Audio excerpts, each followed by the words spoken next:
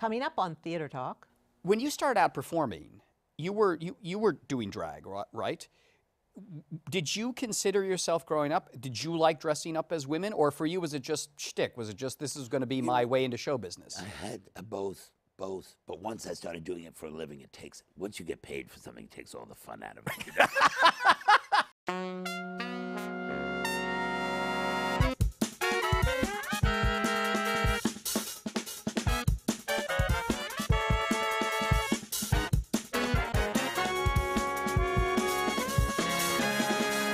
Haven't we, in this rustic idol, achieved a degree of perfection?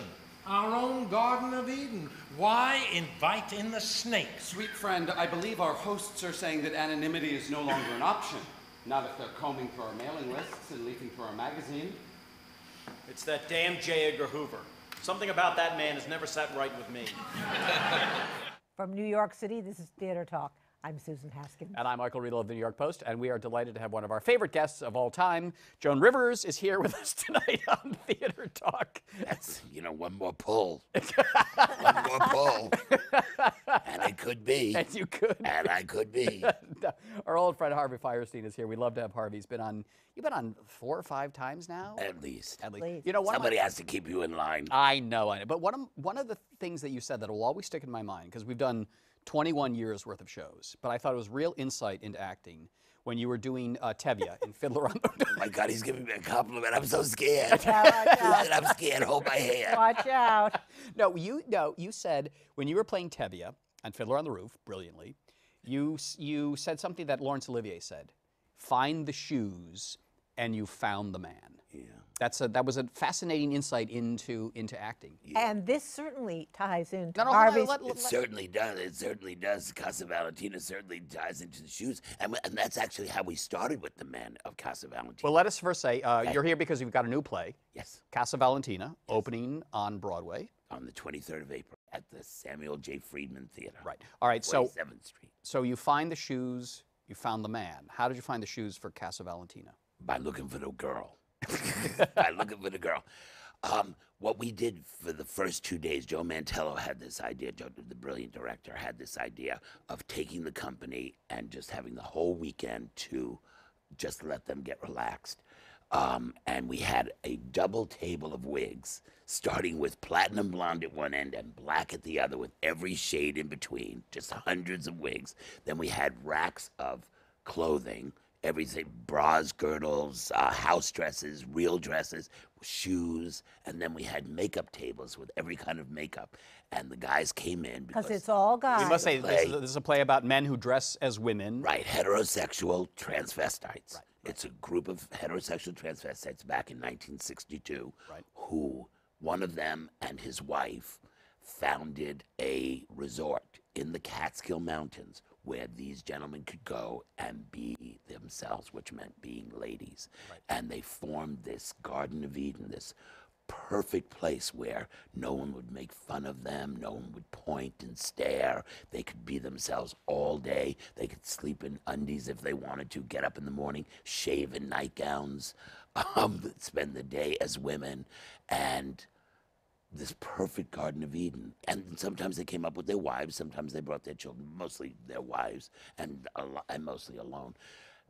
But Joe had so just take us back. So Joe had all this stuff, and then the guys sort of was sitting around drinking coffee, like looking over there every now and then, because our cast is a little heterosexual. They can act too. I know several heterosexual actors. Yeah, not a lot, but I know we found all of them. Put them in a Casa Valentina. John Cullum. John Cullum. You have not lived until you've seen John Cullum in his lavender dress. That's true. Is he adorable? Yes, he is. All right, so all the guys are sitting there. They're all sitting there, and they're all sort of drinking coffee, and like, how have you been? Oh, I haven't seen you since we broke down the doors, and just as butch as can be. And so then I started messing around with the wigs and tossing the wigs to them, saying, try this color, try. And then it became like boys playing, because boys will always play and actors will always play. So then it was sort of playing, and they spent 2 whole days. Because here's the thing about these gentlemen, these ladies. They actually were more comfortable in their female attire than in their male attire. They're heterosexual men. Many of them had high-pressure jobs. Most of them were white-collar workers. But they always felt pressured to be men. Right. But when they put on their drag and they took on their female persona, they relaxed and they breathed. And that's what we need the actors to do. And that's what's happening with the actors? You have to.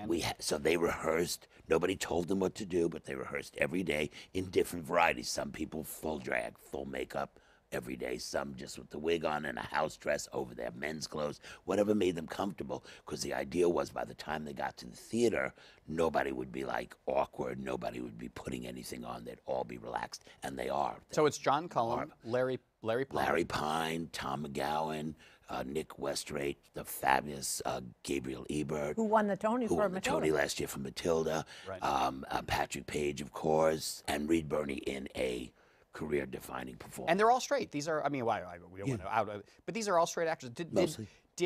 Was there any reluctance on their part? Was No, anyone uncomfortable at it was all funny. about doing the They dress? said it was hard. They said getting people to audition sometimes was hard. Certain names they went after. But everyone we cast almost begged us for the roles. Oh, they're having a great time. And Joe and I sort of said, let's use the ones who are really begging for the roles. Let's not have anybody get scared later on. And there are two women in the play as well. Mare Winningham and Lisa Emery are both. Very important. Do you have a roles. sense that some of these straight butch actors are enjoying this so much that they might become transvestites in their personal Well, lives? you know, between you and me, I had to take Paige Davis on the side the other day and apologize. I said, Paige, Patrick, Patrick may not ever get back into men's clothes. But, she said, here's the strange part. Since he's been doing the role, he no longer yells at her about how long it takes her to get dressed. So isn't that kind of interesting? It's like he now understands that this is a process that is not the easiest thing to do. What got you thinking about this play? I mean, what was the inspiration for this? Colin Callender, who had produced when he was at HBO, in charge of HBO Films, he did Tidy Endings. Right, by, from your Play my Safe Play Sex. Safe Sex for Stockard Channing and I.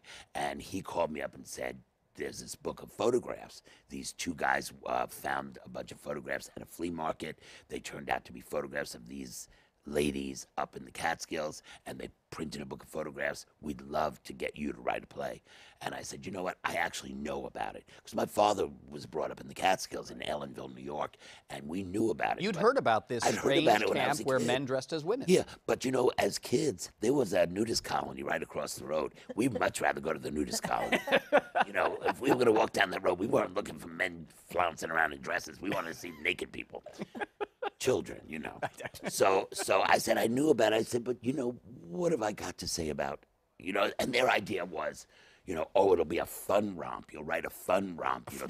These fun people that go up there and they put on dresses and, won't it be fun? It'll be like, just a romp. It'll be like a Casual Fall. Or, Yeah, what something was that like terrible Rite of play about Farce. the stewardesses? Boeing. Yes, thank you. But that's what they had in mind. So A farce, yeah. they chased me for years. And they said, you're the only one who actually talked about those photographs in the book. Because what struck me in the photographs is look how happy they are. Look at how at peace they are. And I said, it's sort of fascinating. I'm not interested in writing it, but it is sort of fascinating the way they look. And they said, please look into it. And I started looking into it. And what I found, it's a whole sort of political movement happening then. We think of the sexual revolution 65 to 69. This is 62. It was starting, everything was roiling then. 62, the Supreme Court came down with their first pro-gay ruling, which was if heterosexuals have the right to ogle Marilyn Monroe's titties, then homosexuals have the right to ogle men in bathing suits, those muscle magazines. Yeah. That came down in 62. And I said, we have the lesbian, gay, bisexual, two-spirit, trigender. We got this alphabet list. LBGT keeps adding more letters to it. But not transvestite. Yeah. So what happened? I found out the story, which is that the transvestite community, the heterosexual transvestite community, made a decision that society would never accept them if they thought they were homosexuals. That the reason their marriages broke down was not that they liked dressing as women, but that the wives feared that they went up to the country and were having sex with each other.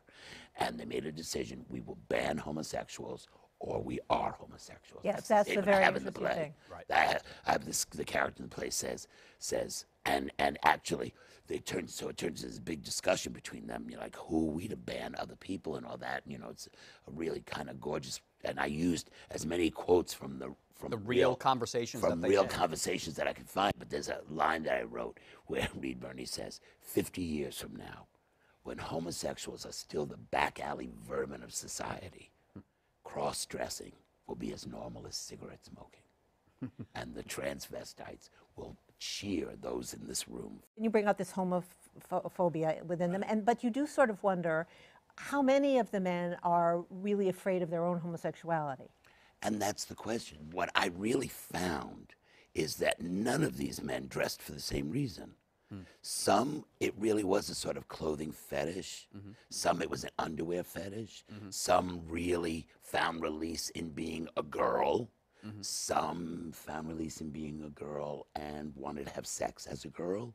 Some, it was autoerotica. So in this little tiny group that you say they have this in common, they had nothing in common. No. Right. And it started making me think, none of us really have. If we start asking ourselves what really turns us on, we're all so very different, and which is why we have to accept one another. There's so much to think about in this play. I saw it last Tuesday. I've been thinking about it ever since. But number one, how oppressed that wife was. I'm sorry, from my perspective, I felt that wife was a doormat. Well, in 1962, women were they Yes, not? and then the picture of women that they were dressing to is so sort of horrifying in its own way. I mean, you know, that what's being a woman to their minds, dressing like a woman, the most constrained, ridiculous clothes, and they're all dressed like Phyllis Schlafly. They're not dressed like They're not dressed. La Cage aux Folles. No. Very respectable. They wanted to look like they were at a bridge. DAR wear. That's how they rated each other. You had to look real. When you started out performing, you were doing drag, right? Did you consider yourself growing up? Did you like dressing up as women, or for you was it just shtick? Was it just this is going to be my way into show business? I had both. But once I started doing it for a living, once you get paid for something, it takes all the fun out of it. and it does take so much work. It does. Do I love doing drag on stage? Yeah, absolutely. But when you were a kid, did you dress as? My friend Philomena I have two friends since kindergarten. And my friend Philomena brought a picture to show of, like, I think we were in 3rd grade and we did the Halloween party at my house. And I was a monster. We were all monsters. You know, kids are crazy about Lon Chaney and that stuff. But I was a lady monster. What was your costume as a lady? One of my mother's house dresses, and then I had lipstick going down my face as if it was blood. That's wonderful. But as a kid, though, so you would just dress up like regular kids would dress up? Yeah, no, it wasn't very much. Not I mean, it was. I mean, I was a strange kid. No. You know, well, and my parents allowed it. You know, I, as a little boy, had a baby doll and a carriage. And the neighbors would say, "You're letting him have it," and he said, "It makes him happy. Leave him alone." You know, my brother had cars and fights and baseball and all that, and I had my baby carriage. And I was happy, and he was happy. When did you start dressing up and getting paid for it, though? Warhol, 1971. Andy Warhol had auditions for Pork, his one and only play, right, directed by Anthony Ingrassia at La Mama. And I saw the ad in the paper, and I was a painting student, so I wanted to meet Warhol. I mean, it was Warhol. So I went to audition, and I was the only person cast out of the open call, and did Pork. And then when they found out I was underage, I couldn't go with the show to London. They went off to London, and I fell in with the Theater of the Ridiculous, which then became my life. Charles Ludlam and that whole... Well, no, Charles had already split off. Ronald Tavel, who wrote all the early Warhol films, and that, you know... Was John Vaccaro around it? John Vaccaro. Yes. John Vaccaro directed me. In fact, the character's named George Vaccaro in the play. So then dressing up as a woman becomes your profession. Yes, until Ellen Stewart put her foot down. Ellen Stewart... But La Mama? La Mama herself said, "My baby don't wear bloomers no more." And I said, why? And she said, Mr. Fierstein, you can look at all these people and they will be here the rest of their lives and Mama's going to have to support them. But you have something very special and I don't want you hiding in bloomers. So she My jaw's dropping. That's so she put me, so I did a one-man play of H.M. Katukas' poetry called One Man's Religion. And she came to my dressing room every night, you know, because she used to ring the bell, say, welcome to La Mama, dedicated to the playwright and all aspects of the theater. And she used to, that was more Yiddish than French. She was from Chicago, so. And she'd come to my dressing room before she made the announcement and take a tissue and wipe my face to make sure there was no makeup on it. Really? So she saw the writer in you? Yes. Not the performer, but the writer. Well, both. No, she saw the performer too. Right. Then when I wrote the first act of Tort Song Trilogy, you know, International Stud, she said, are you in drag? And I said, only in one scene. She said, I'm not going to, I said, Mama, it's only one scene. I didn't tell her another scene. I was having sex in the backroom bar. But I think that was okay with Mama. I don't think that didn't faze her. One night in the trucks, you know what the trucks were? Yes. The trucks were these trucks that they would park on the West Side Highway, they're in the meat packing district. Oh, yeah, yeah. And one of the owners of this thing was, his son was gay, so he'd leave the trucks open. So in the And that's winter, where everybody go had inside and have anonymous sex, yeah. Right. And one night, Ellen came down there because she needed us. And she'd bang it, all the Mama people out of there. I need you. All the Mama. Yeah, so Ellen wasn't upset about that. Were you all in the trucks and you had Yeah, of course to we come were out there. and go do the play? Yeah, we had to go do whatever I forget what she needed, but we had to go do it. Personal question here, but you don't dress up as a woman now like these guys do to relax anymore. No. I never Although did that to would be none of your relax. business. Yeah, but no, there's nothing relaxing about it. Well, to me, there's nothing relaxing. You know, it's about performing. So let's get to the good part. So when I'm doing my research and all that, I found one of these gentlemen who is now a woman. Who lives in Australia. Who lives in Australia. So Catherine Cummings, who has her own autobiography out there, Catherine Cummings' book, she became my guide into that world. And then, so that helped me, and I started understanding stuff and blah, blah, blah, and then found other stuff.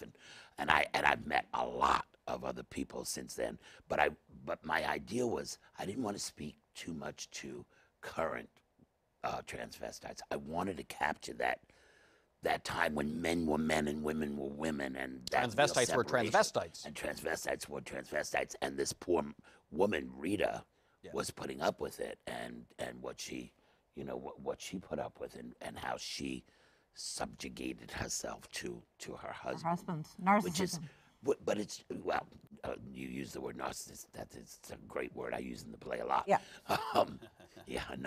There used to be a line that ended up getting cut just because of time. But a narcissist has no one to blame but himself in the middle of that fight scene. But the other night, sitting there in the audience, was one of the girls who was there every weekend, who turns out to have shot 90% of the photographs in the book.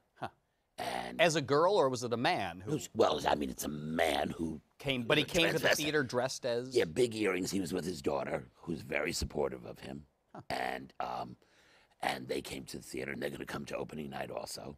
And he's just wonderful, filled with fabulous stories. When we interviewed you about this play when you just started working on it, you said that a lot of the people you contacted wouldn't talk to you. Exactly, and this is one that I thought wouldn't talk to. Well, I don't. He says he would have, but I tried to contact him, and he didn't. Are there still some who are Now alive he's open. who will not discuss it? Mm-hmm. Because it's just a secret they'll never Oh, because tell. they're older now. You know, Yeah. Catherine is we celebrated her 79th birthday. This other gentleman is 72. Mm-hmm. They're older. Some of them probably don't dress anymore, or if they do, I mean, the casa hasn't been there. This resort hasn't been there since the 70s. Having written this play, having thought about these guys, having studied their lives, and not to be judgmental in any way, do they dress up because there's something in their lives that they can't acknowledge openly? Is it just they want a little compartment to themselves that is just their thing? Every sort of reason you can imagine, and that's what I was trying to say in the play. Yeah.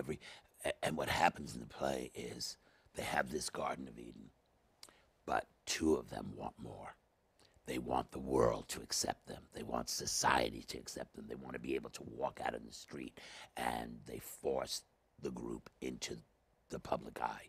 They register with the government as a nonprofit, and they force, and it's that wanting more. The imagery of the play is the Garden of Eden, and so Charlotte becomes the snake that comes in, but it's not the snake that ate the apple, it's Eve. And as one of the characters says, and Eve would never have taken that bite unless she wanted more.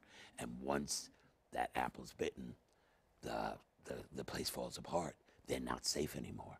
With that knowledge, with that opening up to the world, they're no longer safe. The place sort of falls apart. It's not a safe place to stay anymore. And one of the characters has to admit, well, I don't want to ruin the play. No, and there's no easy answers? There's no easy answer. No, because you want acceptance, but on the other hand, you have created this world where they can really be themselves on their own terms. But what is it they really want? Yes, that's the point. That's the point. And that's what he asks. But I asked one of the wife who has facilitated all of this. The doormat. Yes. She owns a wig shop. She does wigs for all of them. She cooks for them. She cleans for them. She dresses very plainly while they all dress up. She pours their drinks. And thinks she's helping these wonderful, lovely people. These people that treat her like gold. They treat her wonderfully. Until she begins to realize they're not fooling around. They're not just dressing up here. There's something more going on. And she asks her husband, are you George or are you Valentina? At the end of the play, he goes up to get dressed. She forces him to get dressed. He doesn't even want to. And she says, is today the day you go up those stairs and I never see George again? The funny part is nobody really knows what happened to them. Two of them, the two leads, Charlotte, the one who starts the organization. No, Charlotte's the organization. She just died like 5 years ago in her late 80s or early 90s. And she lived as a woman for most of her life. After her second marriage fell apart, she who put down people who lived as women. She hated Christine Jorgensen and all that. She ended up living as a woman the rest of her life. And Valentina, the best I can find out is the wife died. The wife was actually 10 years older than he. The wife died, and Jacqueline, this gentleman that I just met, Jacqueline, told me that he heard he moved back to Cuba. So nobody knows what happened to them.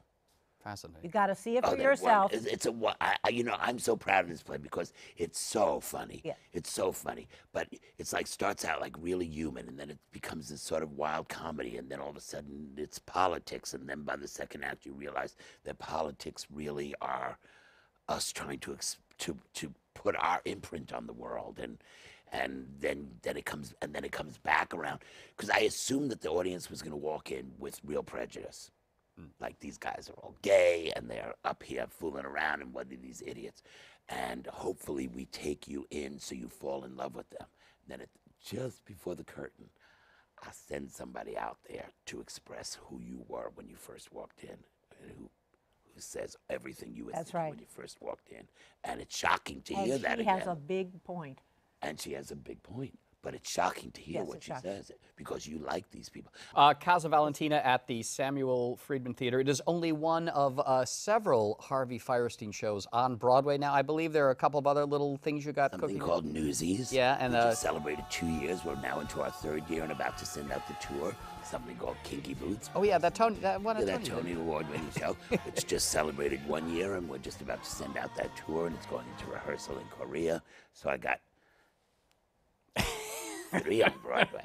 All right.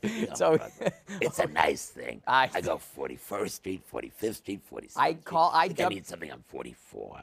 I dubbed you the mayor of Broadway, and it's come to pass. It must be great. Every time you go to the mailbox, there must be a nice check there from this show or that show or this show. That's nice, but you know that's not the nicest part. You know, the thing that you called me the mayor of Broadway is because he walked down the street with me and all these people. You cannot walk 2 steps with this man in Times Square without people coming up to him and talking to him. Do you know what that feels like, though? Do you know how wonderful that feels when people come? And I was with somebody and they were just absolutely shocked that people talk to me as if they've known me all their lives. And you know how wonderful that is, that people come up and oh, Harvey, when I saw this, blah, blah, blah, and they tell me what, oh, and you got to eat over here. I had the chicken there. It was very good. And I mean, You know, to think of being a kid dreaming that one day you'd be on Broadway is something. Right. But to be such a part of Broadway is beyond any dream I ever had. But you know what? And I do not take it for granted. All right, Casa Valentina at the Samuel J. Friedman Theater. Harvey, one of our favorite. Wear your heels. Okay. Come in heels. Find the heels, you found the man. It's true. I don't know how to ask this. Reading the magazine, everyone says that they feel half male and half female. They make it sound so organized. Organized, that's funny. It's intimidating. It's advertising. Do you eat a bowl of Wheaties and expect to win the World Series? But how do you balance the female part? I'm a decorated war hero wearing a house coat and turban. Do you really want my advice? Our thanks to the Friends of Theater Talk for their significant contribution to this production. Theater Talk is made possible in part by the Frederick Lowe Foundation, the CORY and Bob Donnelly Charitable Fund, the Noel Coward Foundation, Carrie J. Fries, the Dorothy Strelson Foundation, plus public funds from the New York City Department of Cultural Affairs, the New York State Council on the Arts, a state agency, and the Theater Development Fund's Technical Accessibility Program, which helps provide closed captioning.